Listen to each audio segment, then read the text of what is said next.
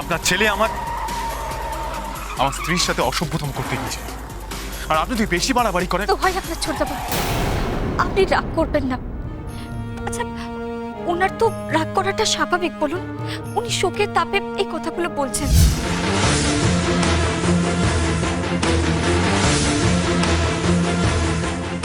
কোথায় রে আমার বুর্বক বেটা? আমার কপালে এখন ভূতের কীর্তন নাচছে। গুন্ডা শ্বশুরটা এসে গেছে মানে তো লেজে আগুন দিয়ে ছুটাবে। দমাজি, হ্যাঁ বলুন। হয়ে গেল আমার। তোমার লজ্জা করে না? তোমার বাড়ির কাবু আনি ওই বাড়ির বউ আমার ছোট বৌমা, আর কতবার আপনাকে কথাটা বোঝাতে হবে? আরে ছোড়েন বেআই মশাই, ছোট বৌমা আগে আমার ছেলেটাকে হাসপাতাল থেকে নিয়ে আসি। বুর্বাক, হ্যাঁ বুড়াকে আমি আমাকে বলছেন? তোমাকে ছাড়া আর কাকে বলবো? চলো চলো এক্ষুনি হাসপাতাল চলো, আবি আবি চলো। হ্যাঁ, চলো চলো একটু। এই শুনুন শুনুন বাবুজি, বাবুজি শুনুন শুনুন শুনুন বাবুজি, বাবুজি শুনুন না, বলছি যে এত রাত্রিরে তো নার্সিং হোমে গেলে ঢুকতে দেবে না। না তোমার যে আমিও ধানবাদের বাবুজি আছি, কোন হাসপাতাল যে আমাকে আটকাবে? না না মানে বাবুজি, মানে আমি বলছিলাম যে রাগ করবেন না, এখানে তো আপনাকে কেউ চেনে না, তাই। চেনে না তো চিনে নেবে, 2 মিনিটে চিনে নেবে।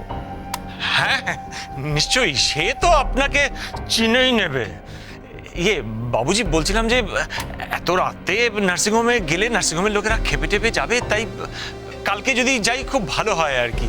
আর তাছাড়া বাবুজি, আপনি এতটা রাস্তা মানে জার্নি করে এসছেন, চলুন গিয়ে একটু বিশ্রাম নেন। কিসের বিশ্রাম?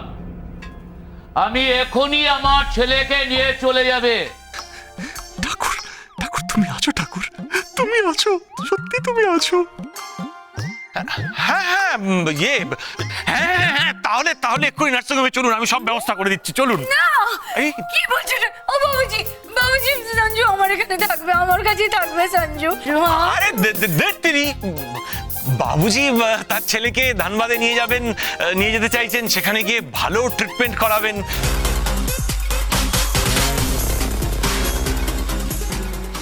আপনার ছেলে আমার স্ত্রীর সাথে অসভ্যতম করতে গিয়েছে, আর আপনি তুই বেশি বাড়াবাড়ি করেন। তো হয় আপনার ছোটবাবু, আপনি রাগ করবেন না।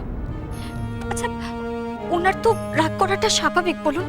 উনি শোকের তাপে এই কথাগুলো বলছেন। আচ্ছা, উনি তো বাবা, নিজের ছেলের এরকম একটা অবস্থা দেখলে কোন বাবার মাথা ঠিক থাকে বলুন? তো হয় আপনার ছোটবাবু, আপনি রাগ করবেন না। বাবুজি, আমি কথা দিচ্ছি, আমি আপনার ছেলেকে সুস্থ করে তুলবই। আমি নিজে ওনার সেবা করব।